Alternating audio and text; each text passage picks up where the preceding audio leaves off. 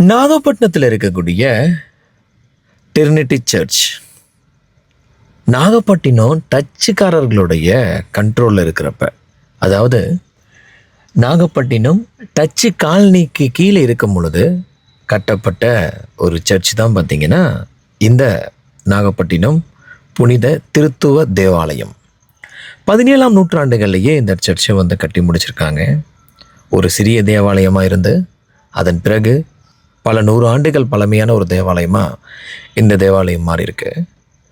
அப்படியே இந்த சர்ச்சுக்குள்ளே போகிறப்ப கம்ப்ளீட்டாக பார்க்கலாம். ஒரு சின்ன ஸ்பேஸு, பட் ஆனால் அதில் இருக்கக்கூடிய வுடன் ஒர்க்ஸாக இருக்கட்டும், ஸ்டாச்சு, பெயிண்டிங்ஸு, அதுக்கப்புறம் அந்த ஜீசஸ்னுடைய அந்த பிக்சர் பார்க்குறதுக்கு ரொம்பவே சூப்பராக இருந்துச்சு. நிறைய சிம்பிள்ஸ், நிறைய கல்வெட்டுகள் பார்த்தோம். ஏறக்குறைய ஒரு 6க்கும் மேற்பட்டிருக்கக்கூடிய கல்வெட்டுகளை நம்ம அங்கே பார்த்தோம்.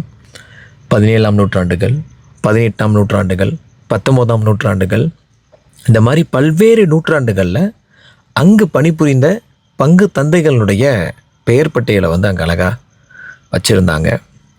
நாங்கள் போன டைம் கிறிஸ்மஸ் டைமுங்க.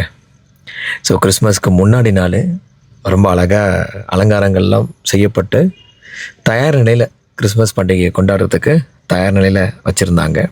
நீங்கள் தூத்துக்குடியில் ஹோலி டிரினிட்டி சர்ச், இந்த மாதிரி ஒரு சர்ச் நீங்கள் பார்க்கலாம்.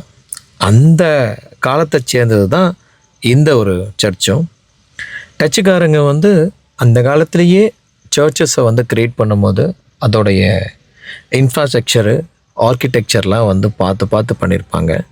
அந்த மாதிரி பண்ண ஒரு சர்ச் தான் பார்த்திங்கன்னா நாகப்பட்டினம் ரயில் நிலையத்துக்கு எதிர்ப்புறம் இருக்கக்கூடிய இந்த டிரினிட்டி சர்ச்சு. ஸோ நீங்கள் நாகப்பட்டினத்தில் எந்தெந்த சர்ச்சுக்கெலாம் போயிருக்கீங்க? இந்த ஒரு டிரினிட்டி சர்ச்சு எந்த அளவுக்கு பழமையான சர்ச்சு?